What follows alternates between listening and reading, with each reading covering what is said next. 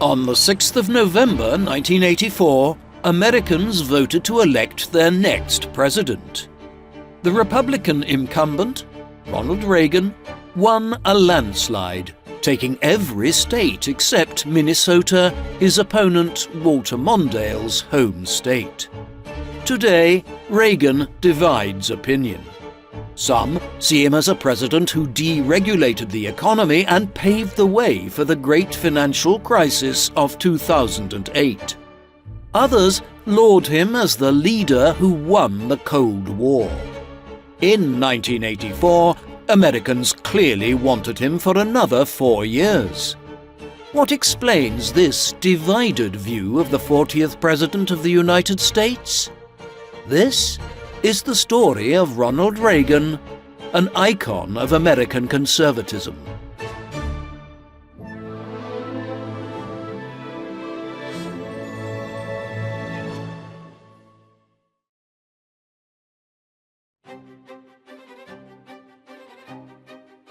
The man known to history as Ronald Wilson Reagan was born on the 6th of February 1911 at home in the village of Tampico in the state of Illinois.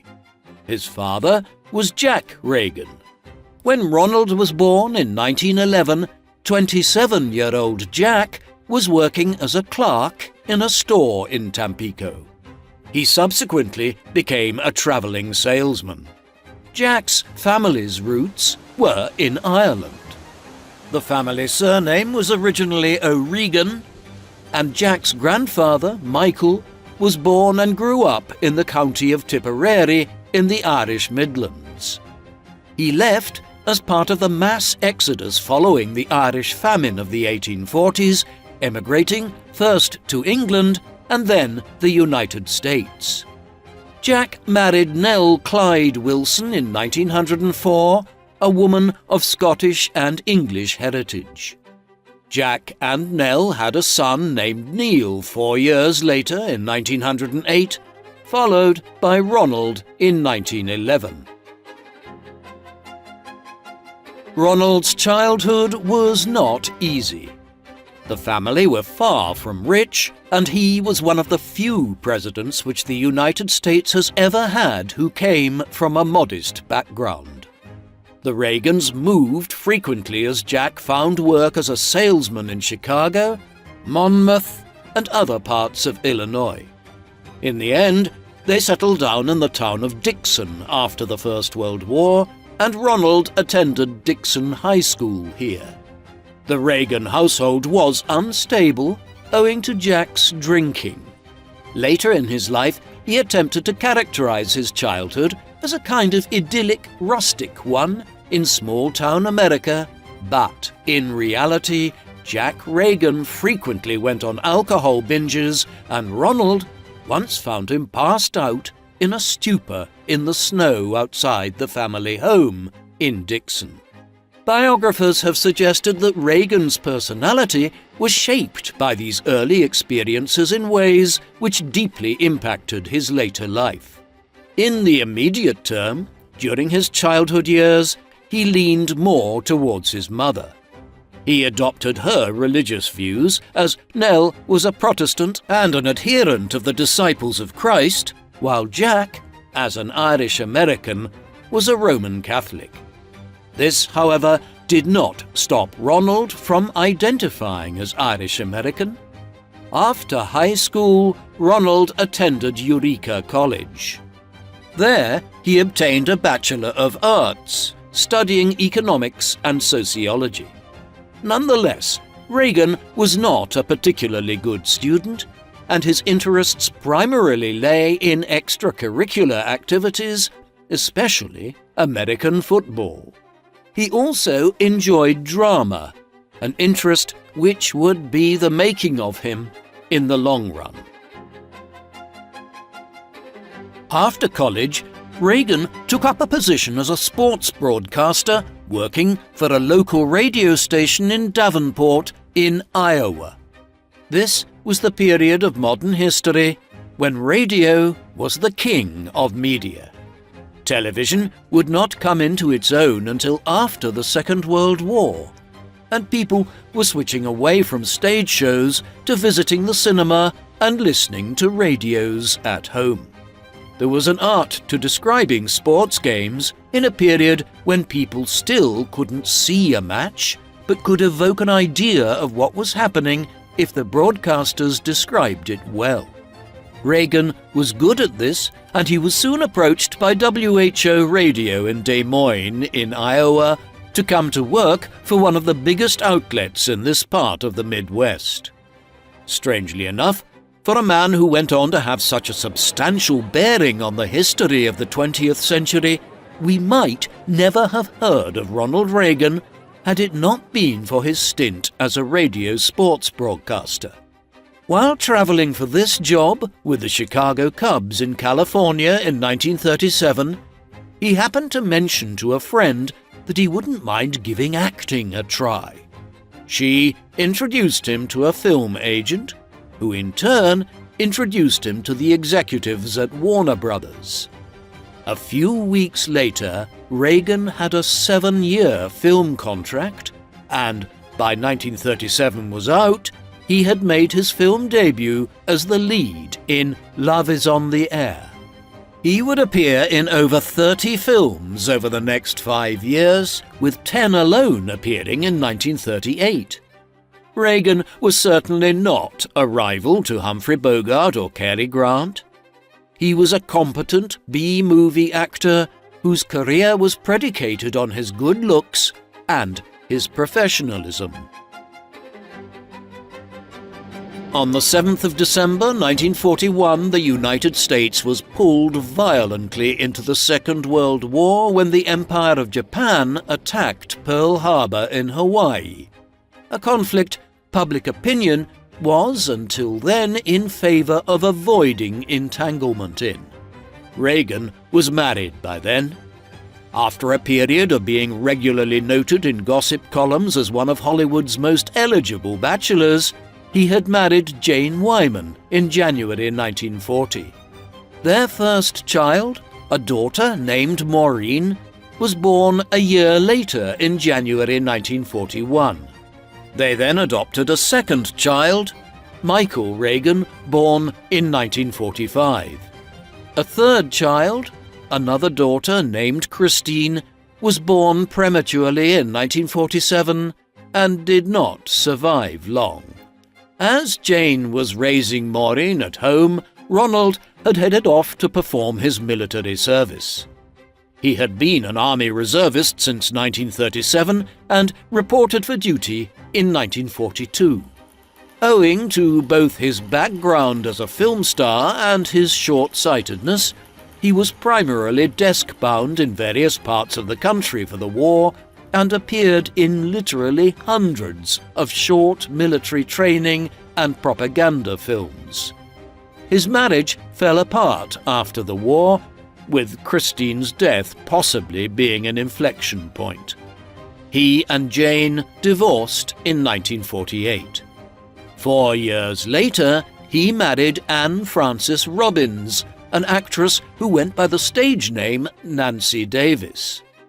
With Nancy, Ronald had 2 further children, Patty, born in 1952, and Ronald Jr., or Ron, born in 1958. In Hollywood after the war, Reagan had started to become a more political person. In fact, his political views contributed to the collapse of his first marriage. Jane leaned more towards the Republican Party, while Reagan was a Democrat. An ironic situation, given his later image as a Republican Party icon, albeit this was before the mass realignment of American politics in the late 1950s and 1960s. Reagan continued to act, but he was never again as prolific as he had been in the period between 1938 and 1942. Instead, he became chair of the Motion Pictures Industry Council after the war, and then the head of the Screen Actors Guild, serving in the position between 1947 and 1952, and again briefly in 1959 and 1960.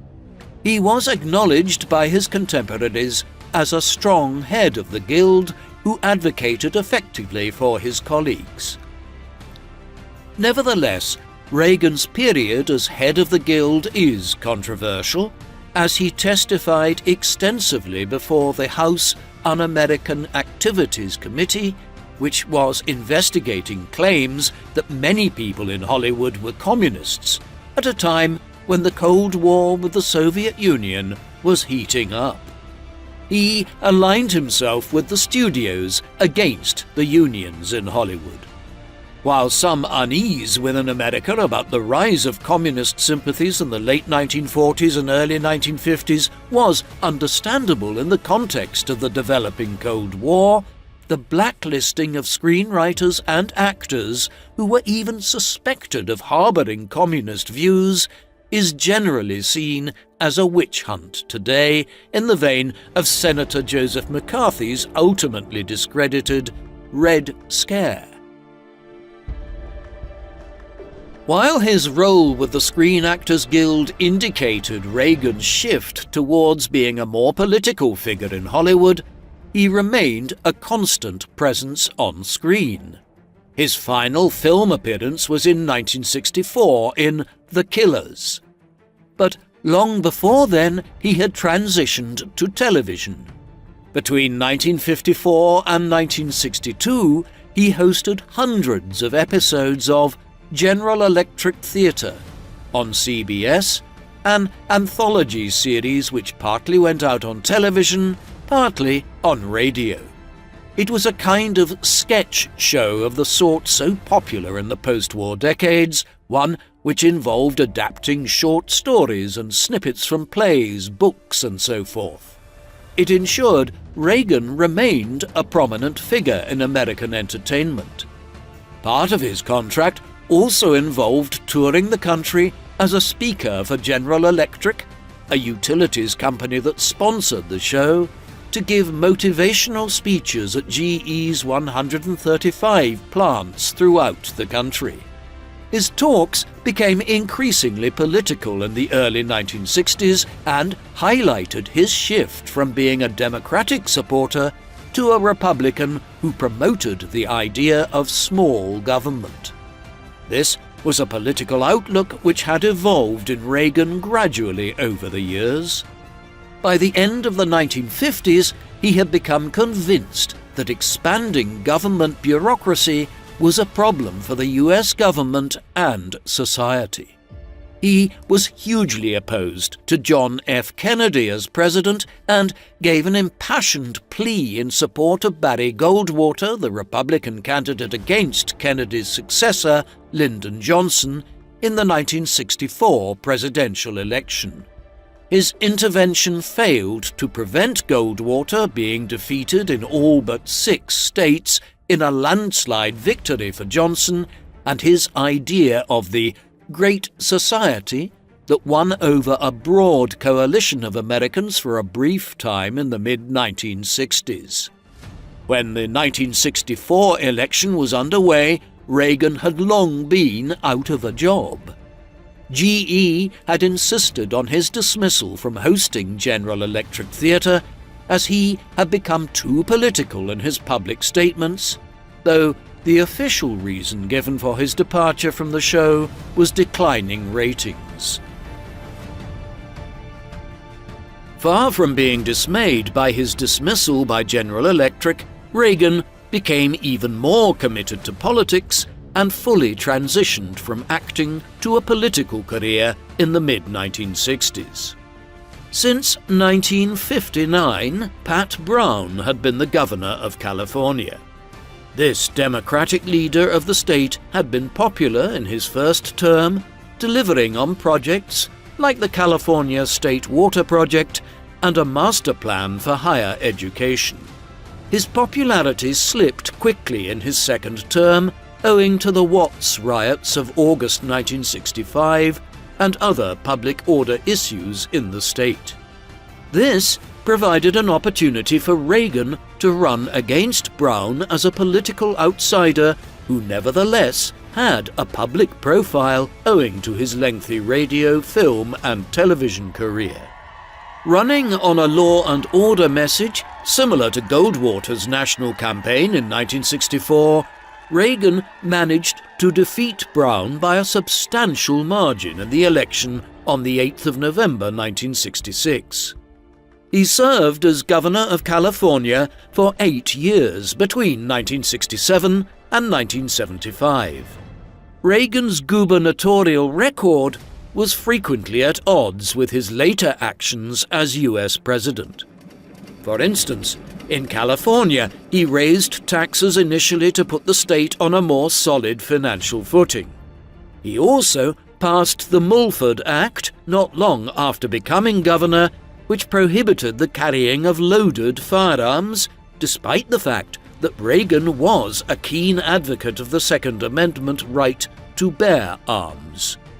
He decided to test the national political waters by entering the Republican primary race for the US presidential election of 1968 quite late in affairs. Reagan was never a viable candidate, as Richard Nixon had secured too much support by the time Reagan became involved, but he won enough support during his brief Stop Nixon campaign to indicate he was a viable future presidential candidate. As his time as governor of California drew to a close at the start of 1975, Reagan pondered his next move. This was dictated by events surrounding the sitting president. Gerald Ford had been President Richard Nixon's vice president until August 1974, when he succeeded as head of state after Nixon resigned over the fallout from the Watergate scandal. Although 8 previous vice presidents had succeeded to the presidency after the president of the day died or was assassinated, Ford was the first to do so via a presidential resignation and without ever having been elected as vice president. Spiro Agnew had been Nixon's running partner in the 1972 election, but he had resigned in October 1973, thus paving the way for a remarkable ascent by Ford to become vice president and then president in under a year. He was deeply unpopular, even within his own party, especially so after he appointed Nelson Rockefeller as his vice president, while the legacy of the Watergate scandal and the economic crisis of the 1970s made Ford even more unpopular beyond the Republican Party. Many found his granting of a pardon to Nixon so that he could not be prosecuted particularly egregious. As discontent over the idea of Ford running as the Republican Party candidate in the 1976 presidential election mounted, Reagan decided to mount a challenge. He announced his campaign on the 20th of November 1975 after months of unofficial campaigning. His campaign built momentum and he won the New Hampshire primary. The primary campaign proved indecisive, and the candidate was only decided at the Republican National Convention in Kansas City in August 1976. At this, Ford narrowly defeated Reagan by 53% to 47%. He overperformed in the presidential election, and the Democratic candidate, Jimmy Carter, only won by a relatively narrow majority in an election which the Democrats ought to have won much more comfortably. Ford's loss in 1976 might have been a respectable one, but there was no possibility that he would ever stand again to try to become the Republican candidate. Instead, Reagan was very much seen as the candidate in waiting in the late 1970s.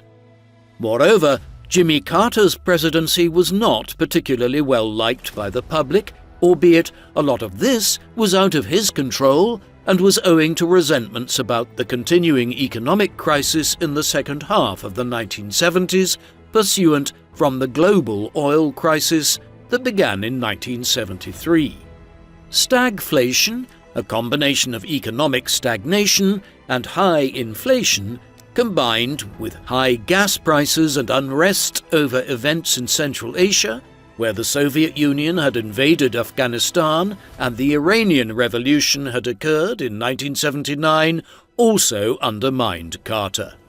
Conversely, Reagan campaigned in 1979 and 1980 as a Cold War presidential candidate who would adopt a more aggressive stance towards the Russians. He faced a surprising challenge from the former director of the CIA, George H.W. Bush, who did well in the Republican primaries, but he ultimately saw him off at the convention in mid-July 1980. Reagan then surprised many Republicans by picking Bush to run as his proposed vice president. Together, they beat Jimmy Carter and his vice presidential candidate Walter Mondale in the national election in November 1980. Reagan won a landslide victory with 489 votes out of 538 in the Electoral College, in an election in which a third-party candidate, John Anderson, soaked up nearly 6 million votes. Reagan now had a clear mandate to adopt a radically different approach to government from what had prevailed in the 1960s and 1970s. He was sworn in at his inauguration ceremony on the 20th of January 1981, the first time an inauguration was held on the west front of the Capitol building in Washington, D.C. While Reagan had campaigned on a platform of aggressive fiscal and economic reform and an equally muscular approach towards the Cold War, before he could implement any of this, life was very nearly cut short. Being President of the United States is a dangerous endeavor. There have been attempts on the lives of 17 presidents and presidential candidates.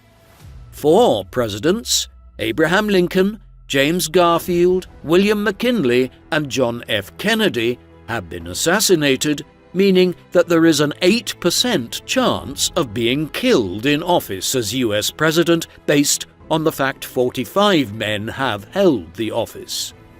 In Reagan's time, Gerald Ford had survived 2 assassination attempts within the space of 2.5 weeks in September 1975. In Ford's case, both assailants didn't actually shoot him. One missed, and the other had failed to load the bullets correctly into the chamber. Reagan was not so lucky. On the 30th of March 1981, 10 weeks into his presidency, he was seriously wounded after John Hinckley Jr. fired off a bullet that ricocheted and entered Reagan's chest area, breaking a rib and puncturing one of his lungs. He was taken to hospital and survived after emergency surgery. Hinckley was found not guilty by reason of insanity afterwards. He had developed an infatuation with the actress Jodie Foster and claimed that he wanted to impress her by assassinating the president. After his initial arrival at George Washington University Hospital, Reagan's blood pressure had dropped to 60, under half the normal level. It is theorized that he would have died had he not been in good physical shape for his age.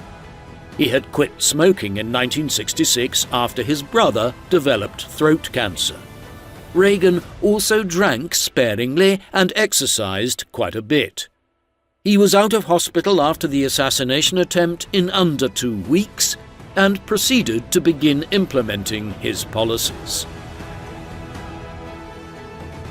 Reagan's first major order of business was the domestic economy. His economic views changed considerably over the course of his lifetime. He was a supporter of big government, state intervention, and the power of collective bargaining in his earlier years in Hollywood, and he even raised taxes as governor of California. His stances shifted over time, and in the 1970s he, like other major Western leaders such as Margaret Thatcher in Britain, was won over to the idea that the economic malaise that struck the West from 1973 onwards could be fought back against by reducing taxes, shrinking the government, deregulating the economy, and privatizing state-controlled assets. This approach became known as Reaganomics in America and is a direct parallel to Thatcherism in Britain and neoliberalism in broader Western economic theory. An early component of this was the Economic Recovery Tax Act of 1981. This had nearly become law in 1980, but Carter had blocked the passage of it. Reagan signed it into law on the 13th of August 1981.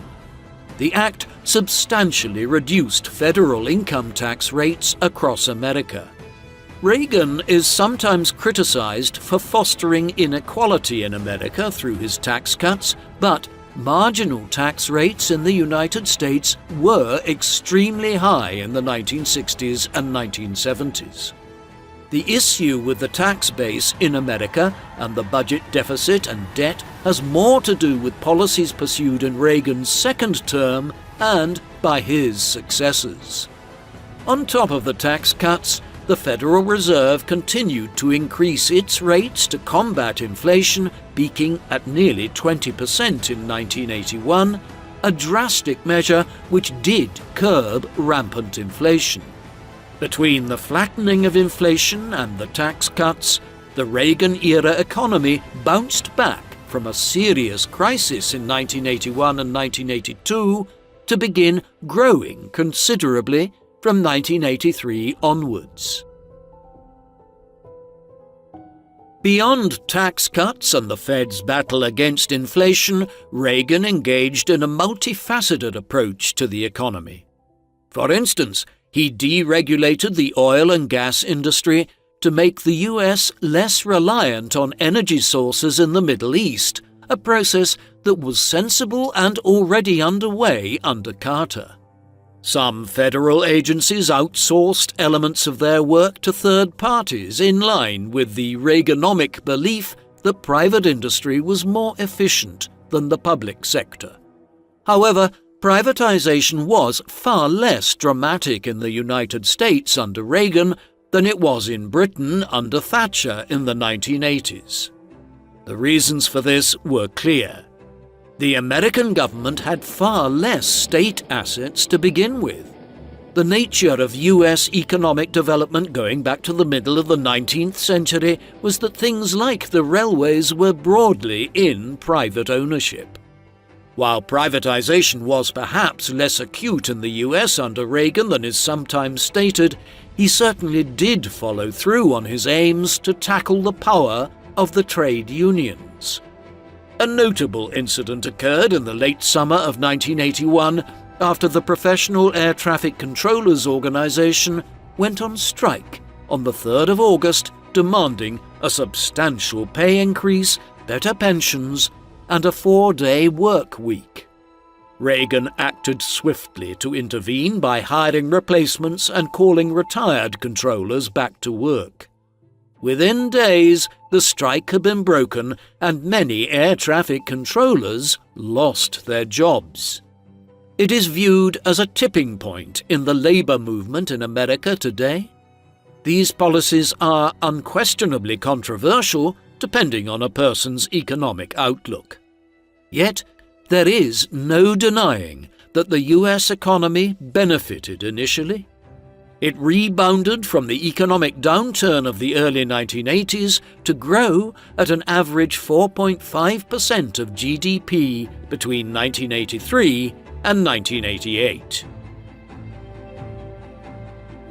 The other element of Reagan's domestic policy platform that has garnered attention is his emphasis on law and order and the war on drugs.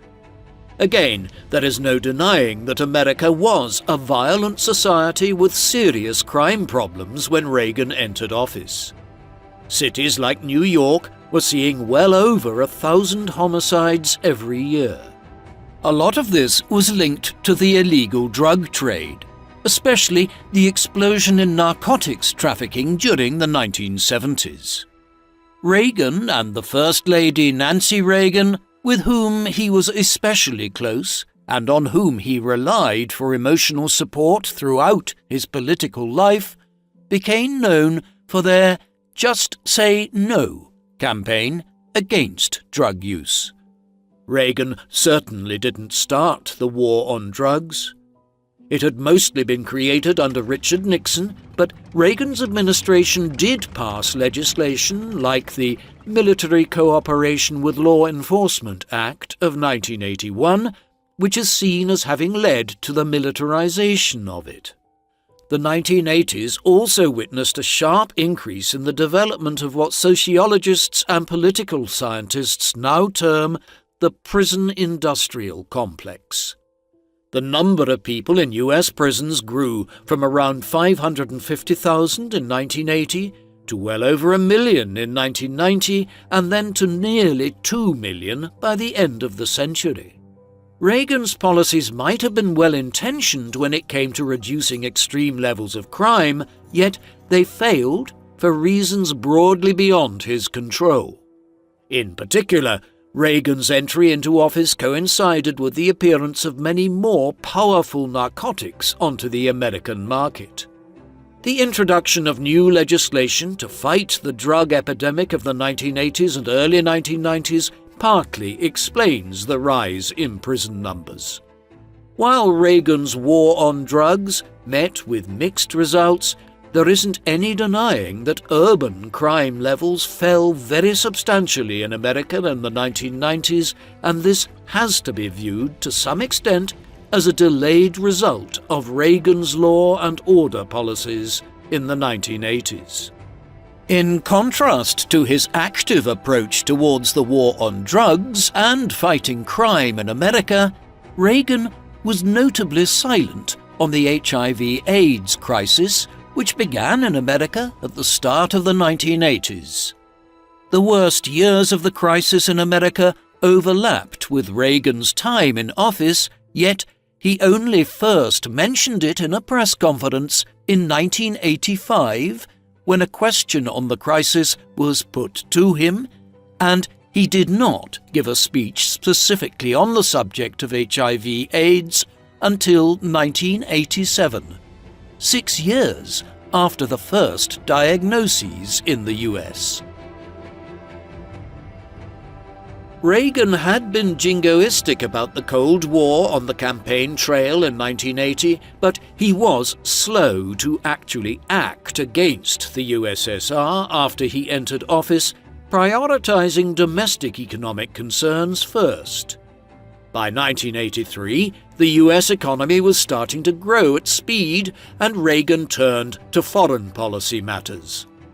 The Soviet Union had invaded Afghanistan on Christmas Eve 1979 to prop up a communist regime there and had been fighting Islamic Mujahideen in the country ever since. The US government offered these fighters support. There were many other proxy conflicts underway around the world, particularly in places like Nicaragua and Guatemala in Central America and in parts of Africa like Ethiopia. On the 8th of March 1983, Reagan gave a landmark speech at a meeting of the National Association of Evangelicals in Orlando, Florida, in which he referred to the Afghanistan conflict and used it to frame his argument that the Soviet Union was an evil empire. 2 weeks later, he announced plans to set up what became the Strategic Defense Initiative in 1984. The goal of this was to use new technology to make America resistant to a nuclear strike, specifically by deploying advanced computer detection systems and interception devices. This even included plans for laser-like weapons and missile systems that would be located in low Earth orbit. These were unrealistic for the technology available in the mid-1980s, and the Strategic Defense Initiative was derided as reckless Star Wars schemes by Senator Ted Kennedy.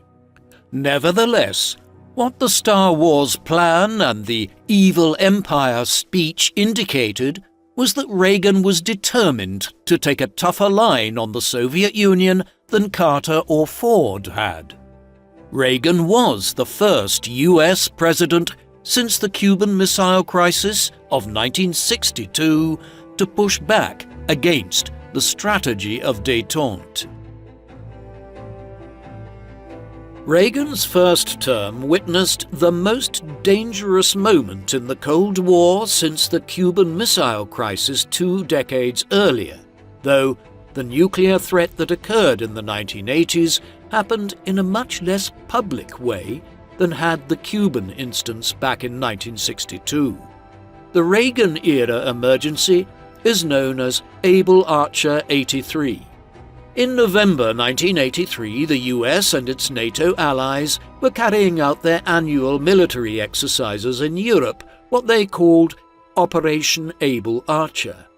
These were fairly standard military exercises designed to simply indicate to the Russians and their allies that the Western alliance stood ready to respond to any threat posed by the communists in Eastern Europe. However, in November 1983, in large part owing to Reagan's rhetoric and the inception of the Star Wars program, the Soviets were on edge. Combined with this, NATO had introduced a new method of secret communications between its units. When these began relaying messages, the Russians, who also listened in on these military drills every year, became genuinely concerned and believed that the drills might be a smokescreen for an actual attack. In response, the Politburo ordered its forces in Poland and East Germany to stand ready to defend the borders of the Warsaw Pact alliance and readied its nuclear arsenal. Documents that have only been declassified in recent years have revealed how close the world came to nuclear war as a result of Able Archer 83, though in the end the Russians decided to hold firm and wait for any attack to come from the West before responding.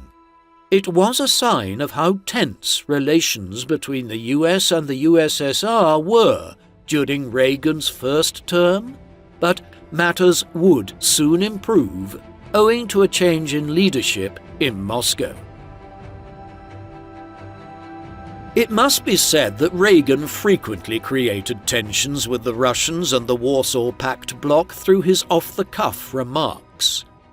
In October 1982, it was widely reported that he had referred to the Polish authorities as, quote, "a bunch of no-good lousy bums," a form of undiplomatic language that was not used back in the 1980s when conducting foreign diplomacy, even with an adversary. The statement had been made off the record while preparing to make a formal statement on the suppression of the Solidarity trade union in Poland, whose leader, Lech Wałęsa, was awarded the Nobel Peace Prize the following year. 2 years later, on the 11th of August 1984, in the middle of giving the weekly radio address that he made every week from 1982 onwards as president, he made an even more ill-judged joke. Reagan concluded his address by saying, "My fellow Americans, I'm pleased to tell you today that I've signed legislation that will outlaw Russia forever. We begin bombing in 5 minutes. This was Reagan's sense of humor, and the joke was off-air. However, it was quickly leaked, and there was an outcry that it was a reckless statement during a period of heightened tensions in the Cold War. Reagan's sense of humor was not the only thing which marked his presidency out from others. The Secret Services, for instance, had to put together a team who could ride horses when Reagan became president, as he spent downtime at his ranch out in California, and went riding with Queen Elizabeth II when he visited Windsor Castle during a state visit in 1982. Another quirk of his time as leader of America was the so-called jelly bean strategy. Reagan had taken to leaving the sweets lying around his office years earlier as a substitute for smoking as he tried to quit the habit. In the White House as president, he used bowls of jelly beans as a way of disarming foreign leaders and diplomats, gauging how they would respond to the informality of the President of the United States offering a bowl of jelly beans. It wasn't simply Reagan's demeanor which had made the Russians uneasy and led to the Able Archer 83 incident. He demonstrated as well during his first term that he was willing to take decisive military action when he felt it was justified, though he avoided long-term entanglements of the kind that had seen the Americans become entrenched in a long-running war in Vietnam between the late 1950s and their eventual full withdrawal in 1975. For instance, while the US government initially tried to remain neutral in the Falklands War that broke out after the Argentine government invaded the British island chain in the South Atlantic in early April 1982, Reagan soon decided to give his support more firmly to Margaret Thatcher's government. In going against the military junta in Buenos Aires, Reagan risked alienating a strategic ally in Latin America. The most intense period of foreign intervention of Reagan's first term came in the weeks before Able Archer 83. In the early hours of the 25th of October 1983, a US expedition invaded the Caribbean island of Grenada in response to a military coup days earlier that had led to the overthrow and murder of Prime Minister Maurice Bishop. The invasion led to Hudson Austin, who had seized power at the end of the disturbances, being removed, and fresh elections were held in December 1984. Despite the success of the mission, the unilateral action by Reagan's administration was condemned at the United Nations, from which no approval had been sought. The Grenada expedition meant that the US response to the bombing of its peacekeeping barracks in the Lebanon on the 23rd of October 1983, leading to the death of 241 US military personnel, was initially muted, even though the attack was one of the bloodiest strikes against American forces since the Second World War. It occurred within the context of the lengthy Lebanese Civil War. Reagan only responded in February 1984 with a massive bombing campaign against Beirut and other targets in the country. Again, the Americans did not become entangled in any way beyond the strikes. Reagan was not going to risk sustained foreign wars like the Soviets were fighting in Afghanistan. There is no denying that many foreign leaders and observers found Reagan's actions questionable in 1983 and 1984. The intervention in Grenada had possibly been merited, but Reagan had acted unilaterally without any international debate on the issue. At home, people were much more supportive of his actions, not least because after 2 initially difficult years in office, the American economy had roared to life in the second half of Reagan's first term. US GDP growth in 1984 was 7.2%. The only time since 1951 that the US economy has grown by over 7% in a single year. With this economic performance providing a political